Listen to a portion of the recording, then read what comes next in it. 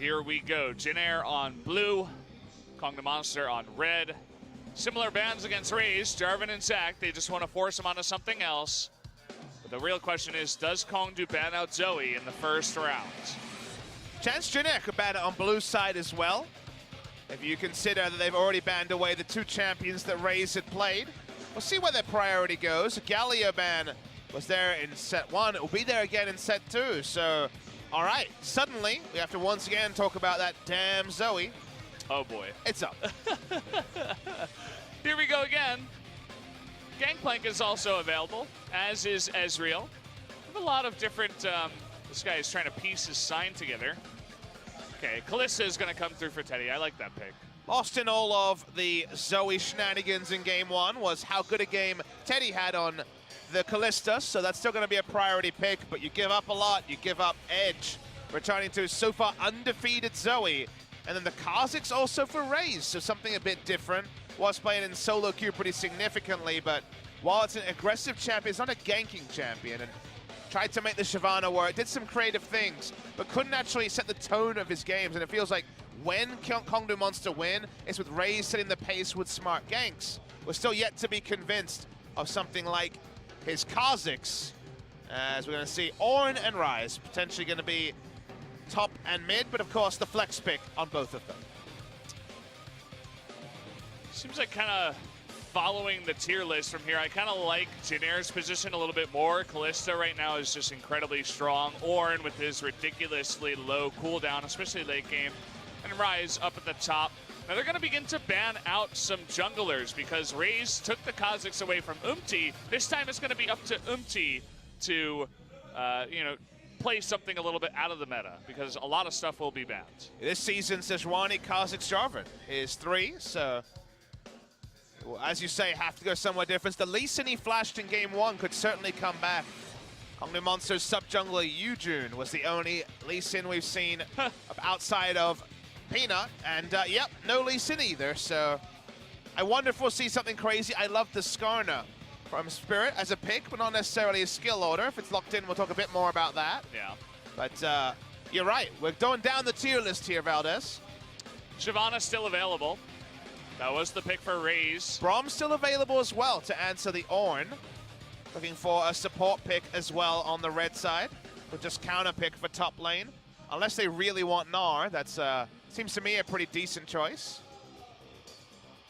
Thinking about it, mostly exactly about what you were talking about, and they will go for the Braum here, deciding, hey, let's take a look and get a counter pick for the top lane, even if he does take Gnar. Maybe Roach can try his hand at something else. Wonder if they'll consider the Skarner here. So Umti is feeling the Jax was banned away in game 1 against Raze, but also it's been very popular recently in Korea. Less of a level 6 champion than the Skarner, so they're going to go for it here. 4-0, so undefeated so far, is the Jax pick. Saw it in the LPL recently as well, so other regions taking note. Europe and NA, I believe, also playing the Jungle Jax. Can go full tank or more offensive was Haru, who was going Trinity Force second item. And we talked about Gnar or Braum. Braum was the decision by Kongdoo Monster. That means that the Gnar draft here is pretty straightforward for So1. Gonna send that Ornn down into the bottom lane, down to support. So now it's really up to Kongdoo to choose a matchup here up against the Gnar. Maokai would be decent, obviously not necessarily for lane, but for team comp, and just to try to survive the lane. Jace would be the more aggressive choice, so would Vlad. But Vlad doesn't beat Gnar. Vlad actually loses to Gnar at least a little bit. He does straddle the line between carry and tank, at least he has a big health pool. Does mean that they have a pretty squishy lineup. Braum is the only true tank, and also the Vlad to be at least a threat in the back line. Interesting to really take stock of on both sides.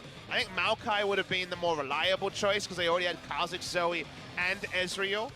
But picking for lane, or at least picking for flanking. The flanking here can be very powerful.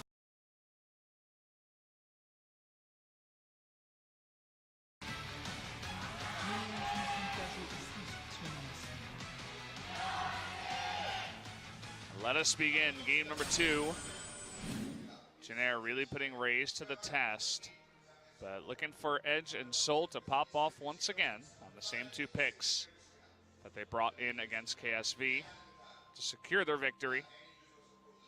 BBQ Chicken wasn't here today, so the ad in the bottom right corner was trolling me. We didn't get any chicken. Not We today. have been spoiled. I mean, you're going to get chicken.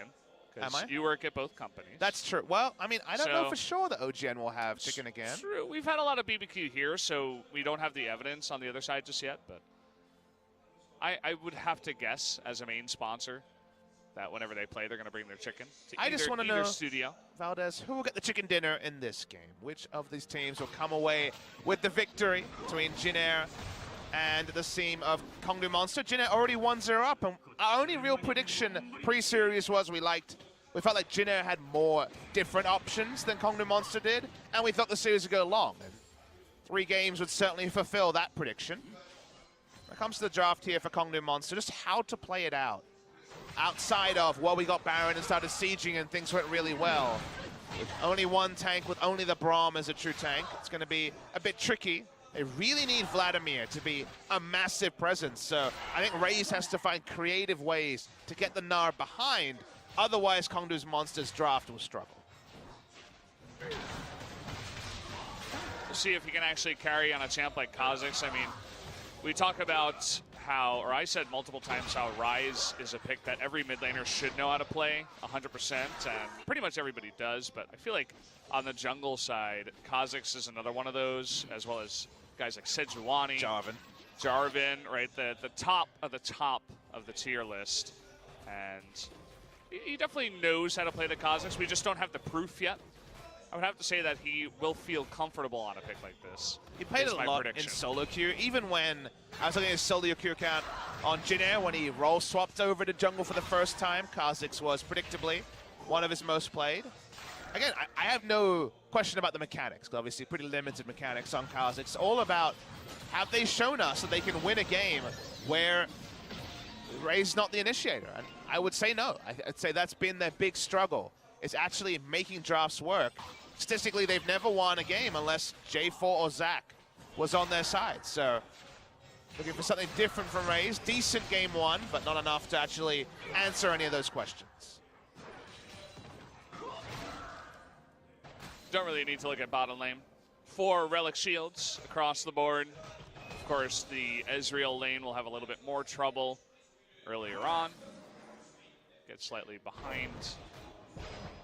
MT coming in here, getting the Rift Scuttle there. Actually put a second point into Q. I wonder if he'll max that first, or if it's just for earlier mobility.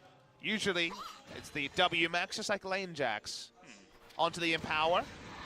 Press the attack. Again, mentioned in game 1 when we had a Shyvana, but we have the only 2 press the attack meta champions right now in the Jungle Jax and the Jungle Shyvana.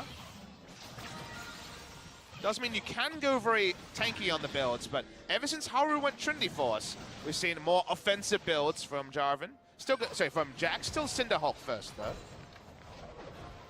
He's got some pretty fast clear. Taking a look at his runes, very similar to the Shyvana. Just a difference in the middle one.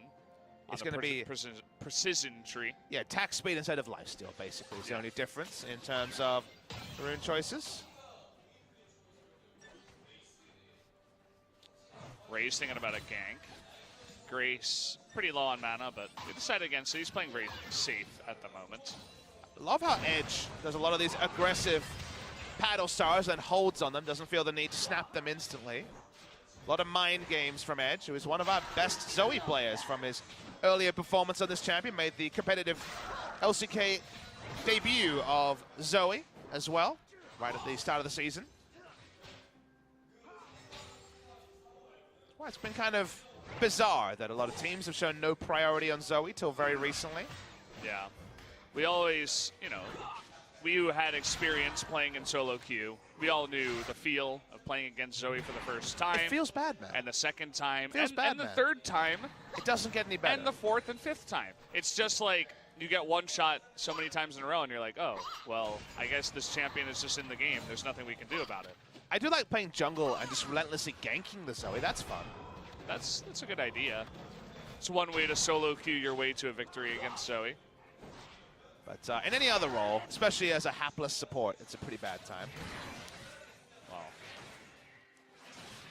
I want to see more of modest Thresh come in. We saw some pretty crazy Thresh. Thresh not really a big pick nowadays. I think it's basically either you have Kalista Thresh or you just don't play Thresh. It's kind of your choices there, and you only really go Kalista Thresh if you need unbelievable security. To me, if you see a Kalista Thresh draft from a good team, it's okay, one rotation does hit here. Yeah, that's a lot of damage. We are going to get the lockdown, but getting pretty low here is Jace. They decide not to go in. Umti was a bit low on mana, too. Kalista Thresh from a good team tells me I'm going to gank top a lot and ignore bot lane, as it's the ultimate safe lane. Ray's having a little bit of trouble here. He took a lot of extra autos there from the... we're getting the 72. zoom in. The observer's on point. He's like, what could happen here? And so it doesn't mean death onto the Kazakhs, so no immediate embarrassment. Haven't seen a jungler die to Krugs since Peanut in the Kesper Cup. Yeah. That was on Jarvan, though, not the Kazakhs. I definitely won't let him live that one down. Yeah, every time you see Peanut, you're like, remember that time you died in Kesper Cup to the Krugs? I actually sent him a private message because I have him on the client and said, man, those Grumps, so those Krugs have a lot of power, don't they? And he laughed. So, bit of banter, never hurt anyone. Yeah, cheeky bants, as you guys like to call them. Non-interactive. Bot lane, Ryze and Zoe getting their items here. They're good farm from Edge, who seems to be getting ignited a lot, so he just gets to ignite the Ryze randomly and take a bit of damage away from him. It's pretty fantastic, actually. Just push him out of lane that much harder. By the way, the spellbook is unsealed today for Kalista, both times for Teddy. No lethal tempo, just wants to farm up as fast as possible. Yeah, it's first time in Korea we've seen that. Internationally, it feels like every AD carry's been run with spellbook at some point. There was, I think it was Sneaky for C9 that ran spellbook Kalista this weekend, so. Yeah, and if you can take it, which is basically every AD carry, then why not? Only Kleptomancy in 8.1 will stop that, and 8.2, who knows, with the Kleptomancy nerf largely targeting Ezreal, I would say, over other abuse cases. It's an interesting idea because what we saw Teddy do last game was heal into teleport into cleanse later on, because once you have cleanse on a Kalista and that much cover, the double shields, it's going to be so hard for any team to lock you down. They're going to need multiple forms of engage. It's better than QSS, right? Still has the CC reduction. And then you consider what it meant for the build.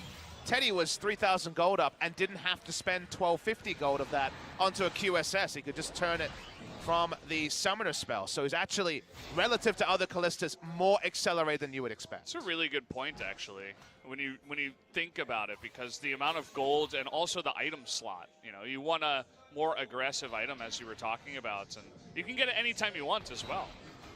Face check by Raze onto Umti. We've seen a lot of Kazakhs' face checking. I don't know what that's about, but it's because you're invisible. They love their brushes. You're invisible with the R evolve first, so you feel like you're ready to go, but as you say, been used against them largely recently. And Kalista, even against non-suppressed champions, was always play the Ruin King, Hurricane, QSS situational. So yeah, it is interesting to think about this move to the flexibility of the cleanse, and it's something that even after the inevitable spellbook nerfs, the cooldown reduction will probably go at some point, but the whole point of it is flexibility. So flexibility for AD carries is always something they crave and something that a rune choice can really give them. We're getting to the oomph territory, by the way. For you guys who are joining the game a little bit late, yes, Zoe did not get banned, and it did get picked second, actually, behind the Kalista. So it's a little bit of extra information if you're just joining us. We like playing with fire here in the LCK. Leaving open stuff, even against Edge, one of our best mid lane Zoes, and Grace, who just carried on Zoe. It didn't get first picked, but I think Teddy's Kalista was one of the unsung heroes of game one. So Jinair are basically in Teddy we trust as a mantra, so why not? Yeah, it's interesting to see a Jinair game where the focus isn't on Teddy. As you say, it was definitely unsung hero in game number 1, behind the Zoe. But no doubt he will have a higher carry role in this game. We'll see So1 going for the build I mentioned, which is Spectre's Cowl first into Black Cleaver. Then when you hit 5 points in your Hyper and your W, the trade patterns only get better for the Gnar. Gnar can actually solo kill a Vlad if the lane is long enough. Usually when turrets are up, it's not, but the fact that Gnar actually has chase potential through pool is the reason why the Gnar is so strong against the Vladimir. It's still to be decided, still coming in the future. Look at the build that Grace went for, going for the Abyssal Mask. Afterwards, I think that's a no-brainer against the Zoe. And he's against Zoe Vlad, so he's even getting the extra benefit of being against double AP and itemizing so cleanly into magic resist. No doubt So1 will build an adaptive helm at some point. Surprise Kha'Zix forcing the cleanse coming out here. They were thinking about going on to edge, but he had his cleanse and flash available. Good decision by Umti not to go in there. Ray spotted by Umti. Still going to face check. Umti gives no cares about his former teammate. Wants revenge. Sleepy Trouble Bubble is going to land here. Just a small bit of damage. Edge actually getting a bit low. Might consider a back sometime soon here. There's a lot of magic resist already complete between Merc Treads and a Negatron Cloak. This is spotted, so Umti is in a ward. Doesn't take a lot of damage from Drake and can use Counter-Strike. No points in W, so Q into E max. New thing from the Jungle Jacks. Yeah, quite interesting. Wraith doing a good job zoning, and because Zoe did go home, this is going to be a nice little Drake pickup. Mountain Drake for Jinair. Again, with the Callista here. It's going to be pretty nice for them. Only real excitement to talk about after teleport into lane comes through from the Callista. Already Blade the Rune King, so nice item timing there. No slouch from Soul. Nothing to speak of between the two. A lot of stopwatches on the side of Kongdoo Monster this game as Exhaust was picked up by Edge. Oh, that's so rough. Sometimes you just got to take it against Zoe, right? He didn't have his cleanse, he gets hit. You're like, well, I guess I'm losing half my health. Laning against Zoe is very much the on-fire dog saying this is fine. Not really saying that you're fine. Oh, nice accuracy there. You could be done here. The minion's got in the way, though. Grace going to have a little bit of damage to return. Thankfully, the Trouble Bubble cooldown not fully off. He's only level 11. Grace. Here comes Kha'Zix, though. He should be able to get this one. Grace all alone there. Nice little rune prison. And Umti gonna find him in the jungle. Nice flash prediction. He's gonna catch him there. He's gonna try to flash the wall, but in comes Umti, and that's gonna be first blood. Over to Umti on the Jax. Fantastic follow-up being there for the kill. Very smart of Umti also to start with the flash because Q is targeted, and they already had vision in the brush if he flashed over the wall. Heads up, really cool stuff from Umti there, picking up the kill. Turret dive timing was clean, but the minion line again denied a kill. If the minions were not there, he would have been isolated, would have died to a single Q. Wasn't isolated, didn't die. First blood to Jinair.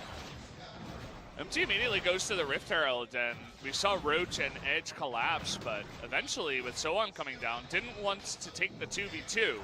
So they will get this one up. With no vision, MT will get another objective. So the minion line interrupted Grace's death, and the minion line is there again. Minions versus Kongdoo Monster. So far, the winner is Minions. They already have vision over the wall. So with the targeted Q available, 4 points in it, knows enough burst damage. Nice stuff from Umti.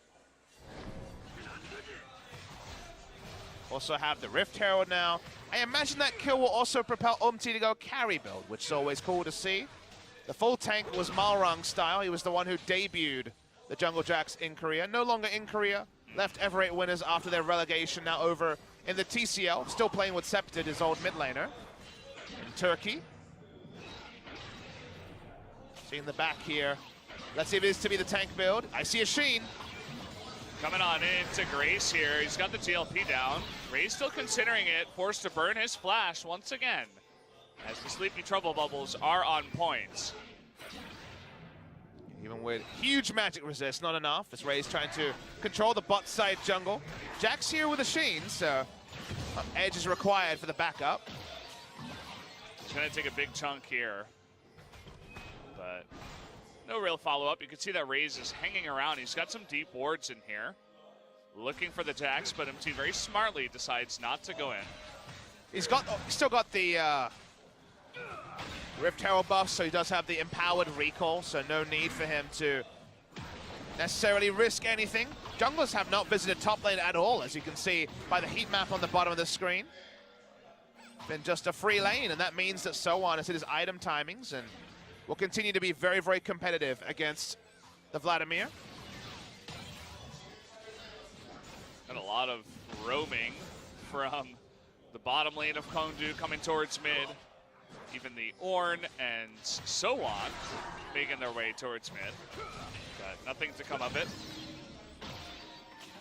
Game's still very even. MT just looking for a place to lay down the Rift Heralds. Is about halfway done before it gets pushed away.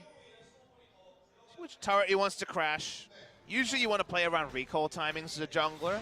That's why it's so important that Raze did some extensive warding in the bot side, because it makes the Jax pathing more predictable. Teleport to bot lane should be exciting, but that's just an unsealed spell though. Poor teleport. It's become so common now. Not the star summoner it used to be. I'm sure Marin's tilted that he retired just before he could teleport all day and all night. Yeah. Every champion, every role, unsealed spellbook. We've been denied Ignite Cannon, which is always sad. I'm not sad about that. Raze jumping away. MT finds him again, and he's got Ornn for the support. That's going to be another kill. Going over to MT on his Jax jungle, finding a lot of success on this pick. Yeah, 2 kills now, both on the enemy jungler, on the Kha'Zix, who we know wants to snowball. And snowball his opponent into a Trinity Force and into Outscale. Here's the Rift Herald. No jungler to respect. The charge should basically one-shot it. Second auto will do the rest of the work. Let's check for the one-shot. Boom, we get it. First target of the game, the first 2 kills. Omti having quite the game so far. Yeah, he's looking pretty good. 2-0, first blood. The only 2 kills on his team. See what he decides to go into. Trinity Force looking to be next, but he's going to be a terror to deal with. I was thinking about the Jax into Kha'Zix. It's interesting because Shyvana had a lot more trouble dealing with the leap, but if you've got a leap of your own, there's no real way for the Kha'Zix to get away. It's why Jungle Jax is attractive, is if you think back to what the kit has. The Counter-Strike helps with AoE camps, also the level 1 means you're going to be high health. Your passive gives you attack speed, so with Machete being stronger than it was last year, you're able to clear the single target camps very, very fast. And the item build is kind of whatever your team needs. Do you need to be a threat? Are you going to start a tank and build damage later? In the team fights, you're still able to anti-carry once you get CDR, which kind of falls over into every item you build out of the jungle, the Trinity Force as well. You can get off 2 Counter-Strikes in a fight. And we saw Haru carry late-game fights, running at people as Jax, and Zoe can't do much. Ezreal even can't do much. He has mobility to answer champions like Ezreal. So in a fight, he's either killing or trivializing enemy carries. So the fact that he can kind of do everything pretty decently and late game is a beast makes Jax a very attractive jungle pick.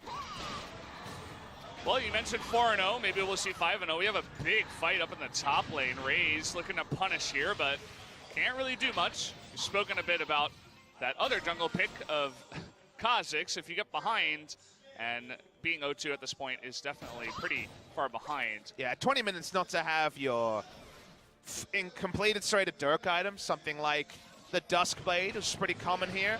You are significantly far behind. Also saw that the trades for Sowan were going very comfortably. It was only when the jungle attention was there they had to pull away. Doesn't go for the Adaptive Helm, goes for the Spirit Visage. So pushing the cooldown reduction early in the game. Is a bit more magic resist as well. Actually might be even now. There was a time when Spirit Visage had more, but it was adjusted since All-Star. Whatever helps against Zoe Vlad will be the best item. Spirit Visage, the choice here.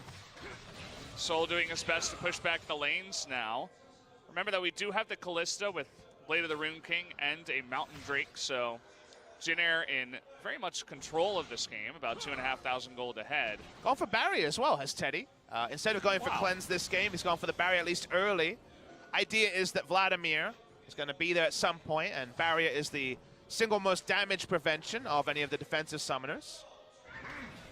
So another different choice. I'm sure cleanse will be up to at some point, but for now, happy with the barrier and just hanging back and not hitting a trouble bubble. Grace's rise, so he's just going to get out of there. Was poking the turret. No need for a stopwatch, still has that available. Degree to which is beating his old substitute is to the tune of 10 jungle camps and 2 kills, so he is monstrously ahead right now. He's got to be feeling pretty happy. Pretty obvious MVP pick if Jinair does continue down this path and he begins to pop off. So far so good, certainly the mantra for trying to push up vision. Like you say, the Baron threat is 21 minutes, and you know the enemy team is pretty confident that you will turn to Baron at every opportunity, but at least baiting it is the right choice. Speaking of baiting, Wraith and walking up at least. Certainly thinking about a play, but the bottom lane of Kongdoo now up in top, playing it very safely on their hind legs at the moment.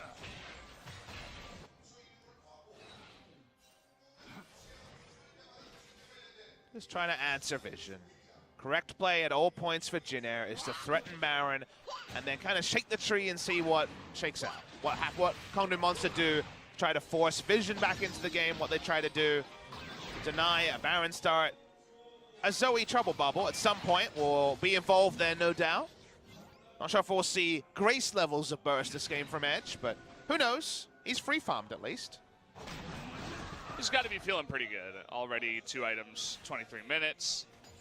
He's got Ghost on his W. Make a play happen. Looks like he just used it. But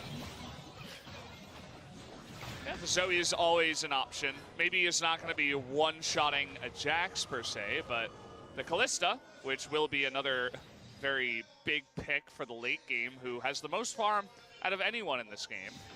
Definitely an option for your one-shot. We should probably track how many games Teddy has the most farm in the game, win or loss, because it's most of them. His farm numbers this season have been outrageously high, as we outlined in the match graphic before we started. Trinity Force also complete onto 23 minutes into the game, so monstrously powerful himself.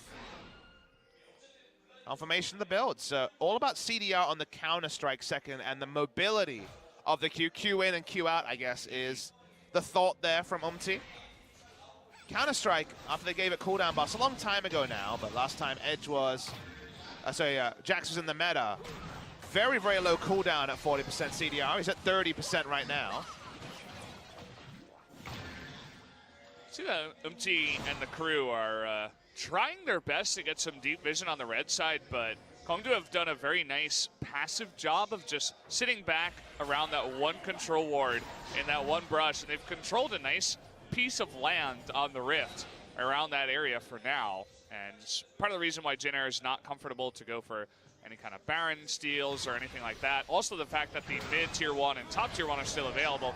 We are going to have a fight here though, as a TP coming in from Roach is going to send out the spooky Ghost. He's a little bit far behind, but we got an engage now from Teddy, and Raid trying to get in there. Roach may have bitten off a little bit more than he could chew. He's getting extremely low. He's going to stopwatch to see if he can actually get out of dodge on this one. The answer is no. Trying to fight back now though. Raid a little bit low. Soul still very high on health. Look at a little low health on everybody on the side of Jinair. We got an Ezreal on the side trying to get in there. He's going to take out 1. He's going to almost take out 2.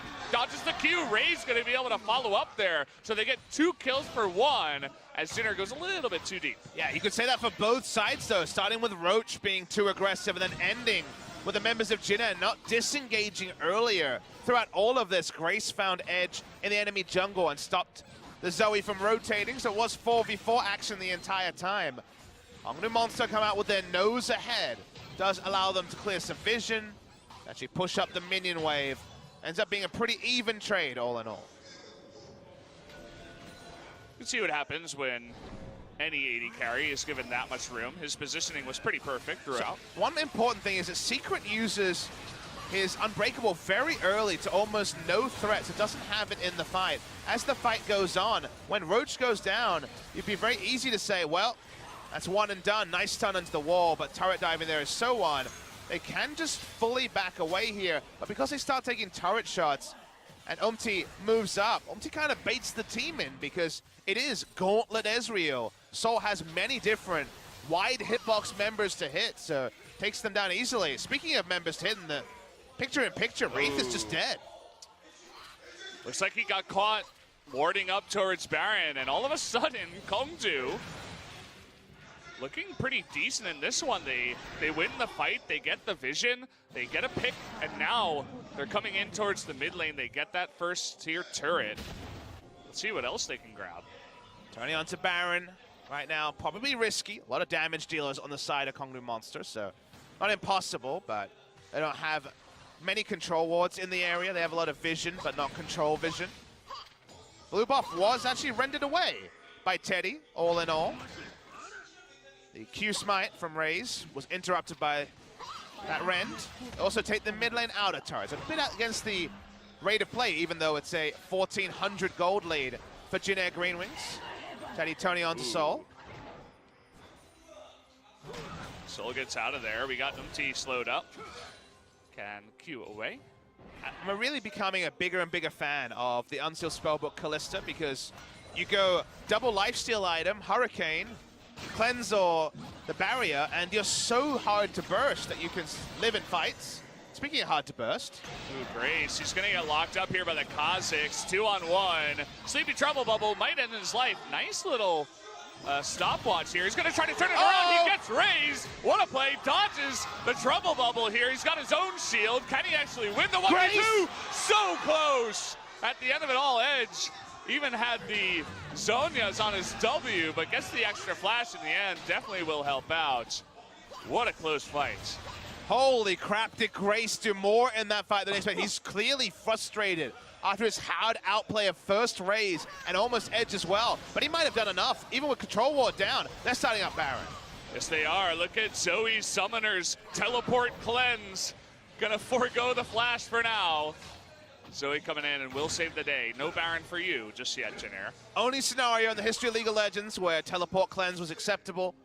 Solo queue people know what I'm Season talking 8. about. If you ever see it in the loading screen, it's a bad time. Of course. But it was actually useful for Edge to fully on disengage. Teddy just queues over. Very confidently here.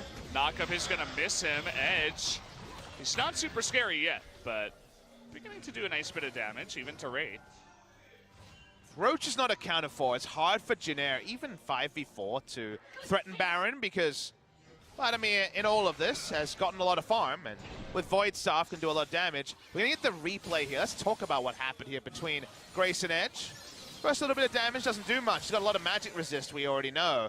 Raze comes in. It's not isolated for the start of it. It gets so low, and it's all over. Realm Warp this entire time, by the way, is on cooldown, so he can't just stopwatch and get out. Turns on, gets his first shield, and the moment that he sidesteps, flashes away, you wonder if this is going to be one of the greatest outplays we've seen in recent history. Damn if it was not close.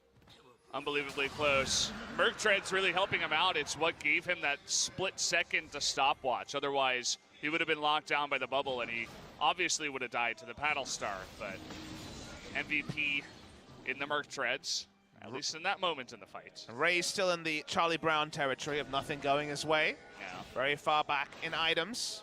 Going for a bit of team utility into the Black Cleaver, just a phage to show for it. Umti is slowed down a lot, still farming, but not being able to get kill involvements means that its very expensive build so far is curtailed. Working his way on Asterix Gauge to have the tenacity to complement his Ninja Tabi. I like the idea. Has some threat potential, but also a bit tanky at the same time. Hyper doing magic damage helps a lot against Roach. Percentage health magic damage, and when he goes into eventual Zhonya's, you would imagine, could just be death cap, but if he goes for a Zhonya's, still not negating the hyper damage, makes now relevant against Vladimir at basically every point in the lane post 2 items. Yeah, that push always going to be in favor of Soan. Did go Summoner Airy this time around. No fleet footwork. Game 2. The Vlad just desperately tries to clear these waves. Still a lot of vision around the Baron. Still having a fight here. Was thinking maybe Soan would go in with the Mega Gnar. That was not the case. Against a Vladimir with Ghost Flash. Usually a date with death yourself, so probably smart to not push his luck too hard. Teddy's still going for maximum damage disruption on maximum damage absorbed with the 2 shields. Now another shield in the Hex Drinker and also the Overshield. So he's got a lot of shields here. Even if he gets caught, he might not die. Unless it's a Zoe. Does he die through barriers? The question we want to know is certainly dies to any further damage here. Zoe's back, ladies and gentlemen. She's not going anywhere. I don't know if she ever left. She just didn't always show up. Yeah. She was just taking a break during the commercial break, but she's here. She's got redemption, by the way. Seen the fun stuff Zoe can do with that. Not necessarily at level 18. The LPO clip where she kills an enemy jungler with redemption at level 3 is perhaps the most maddening Zoe thing of all time. And we've had our own maddening Zoe moment today. We have. We've also had a Zoe TP onto a ward and get in there and backdoor. But that was more of a unsealed spellbook maddening moment. That was the one PogChamp Zoe moment we've had in a while. Yeah. Edge's team fighting a couple of days ago was good too. We'll probably have a lot more until she gets nerfed. Keep in mind that on 8.2, not nerfed is Zoe, nor is Stopwatch. So a couple of questions raised by the community. But either way, well, this is part of the reason. Protobelt there was also from a minion. In case you were wondering, no space in the item build for the Protobelt. Wraith even flashes the wall. Besides, I just want to get out of here. He's going to eat some Zoe damage on his way out. Umpty now is going to get locked down. Jumps away to a ward, but that's going to be another chunk down here. That means that Wraith and Umpty potentially pushed out of the fight. They're signaling for Baron. Here we go. They're going to start it. They have Roach also who can teleport in. Has 1 deep ward near where Wraith is on the minimap. They back away as Callistus is pushing in mid lane though. Surprised to see them dissuaded so early, but there was a lot of members of Jinair and they knew that Jax didn't recall.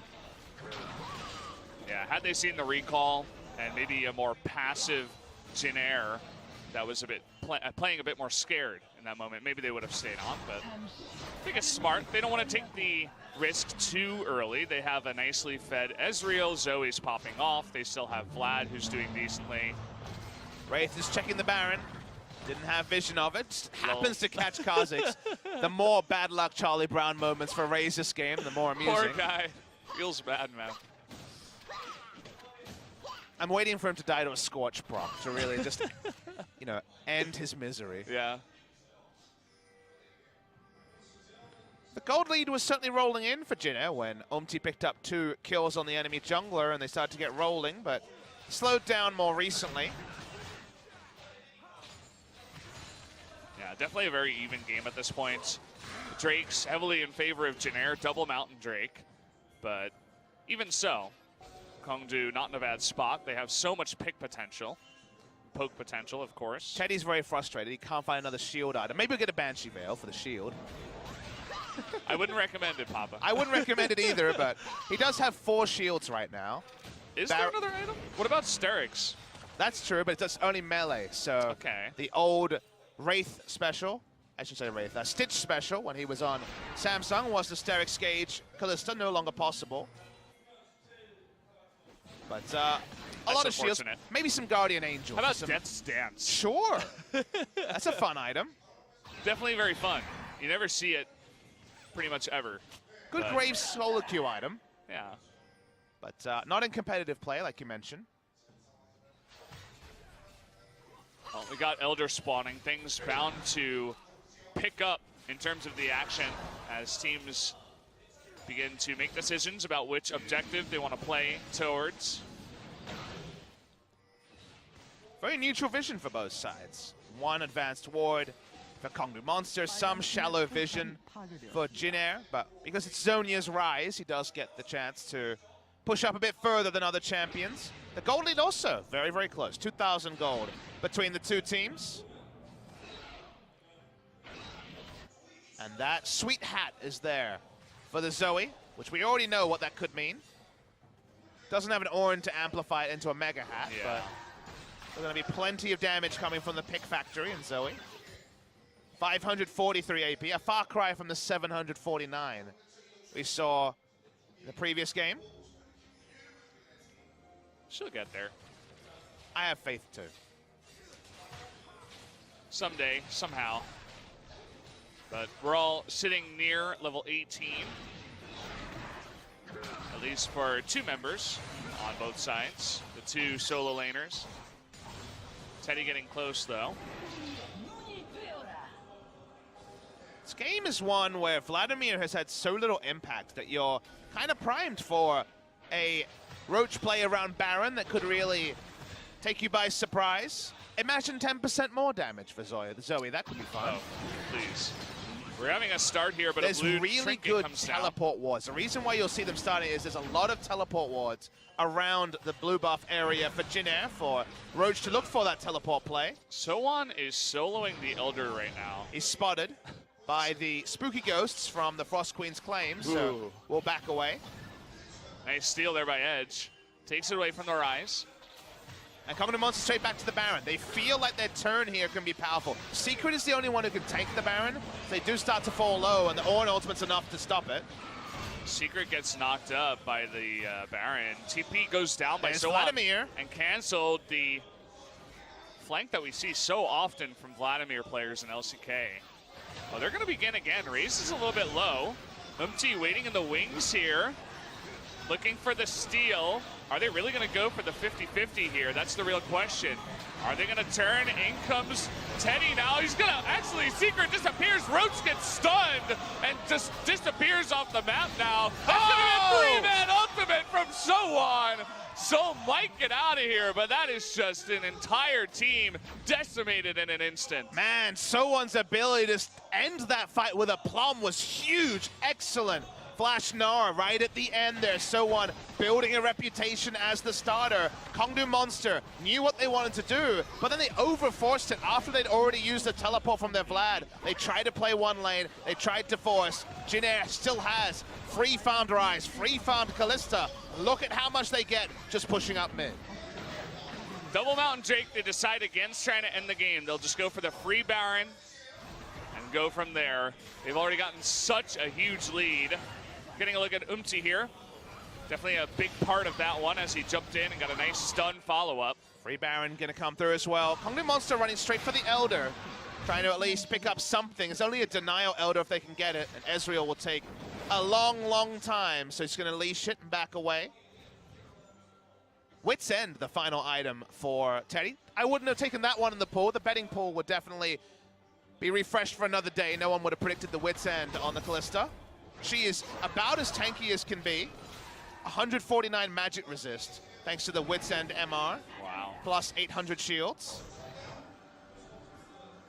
Does mean Rise does more damage, so a team item as well with the magic resist reduction on auto attack. Yeah, along with the Abyssal Mask, add a little bit of percentage damage in there. We are going to see this Elder Drake taken away very easily by Jinair here. Not much that Kongdoo can do, just desperate true shot barrage coming through against the Kalista. And now Wraith just ults, and they, if they stick around, it doesn't matter how much Vladimir is adding. The 3-stack Elder Dragon, 30% extra damage to structures, they die in an instant. Not many options left for Kongdoo Monster. Jinair can either zone or dive, but they're going to keep pushing. That part is for certain.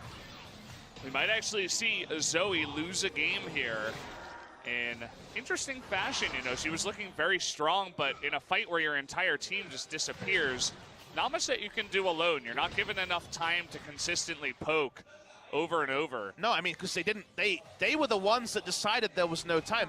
Yeah. Kongdoo Monster were the team in a rush. That's the surreal part, is the whole play style is, have the Braum tank it, try to turn with a trouble bubble, and if not, abort. Instead, they extra invested because they'd already used the teleport from the Vladimir. These comps that only run one tank, remember, only a single tank here in the Braum means that Kha'Zix is low from the start. Braum dies instantly, the Vladimir is separated, too much engaged, but watch So1 at the end. The AoE, the understanding that they would get all three members there, the scoop was insane from So1. Match-winning play, perhaps, certainly the one to cap off what was a good passage for Jinair. The Kongdoo monster rushed themselves. That's the kind of worry, is that they had a lot more time than they seem to know. Well, this is the inevitable Baron and Elder Drake push. Jinair looking so strong in this best-of-3 series against Kongdoo so far. And we haven't even gotten to a point in the game where Teddy was really unlocked and was forced to carry his team. In both games, first one he had Zoe popping off with the one-shots and all that good stuff. This game, he's got, you know, So1 and Empty to just do the fantastic engages, and he's kind of just there, you know? Is there a better news story for a Jinair fan that Teddy didn't have to hard carry them to a victory, though? The fact that it's a team effort means so much for Jinair. They don't need to only put all their eggs in the Teddy basket. Teddy's had a good series, too. Oh, Roach almost got hit by the... He's dead. Oh, wow. He diced the burn. Yeah. Diced the burn on the true damage, actually. Well, that's really unfortunate for Kongdoo. This game is getting out of hand. They're going to lose 3 inhibitors, trying to go for the desperate kill onto So1. They want to save 1 inhibitor if they possibly can, but not looking so good for them at this point. The healing, the damage, or the percentage health reduction on the W, actually relevant for once because of the true damage burning all the way through the pool. Means he goes down. Jinair want to close it right here. They want the 2-0. Should be able to. Nice little Ornn ultimate. Gonna have 3 on both directions. This time, Teddy given a nice bit of room to just do damage in the front line. Not much else that Kongdoo can do. Chomping away at this last turret. They want to add some more kills. I'm sure Empty does as he's jumping on in. Zoe trying to save this one. Trying to burst down the last few members, but it's not going to be enough. Braum gets taken out. That's the 2-0 victory. Jinair looking so strong today. What a couple of games from this.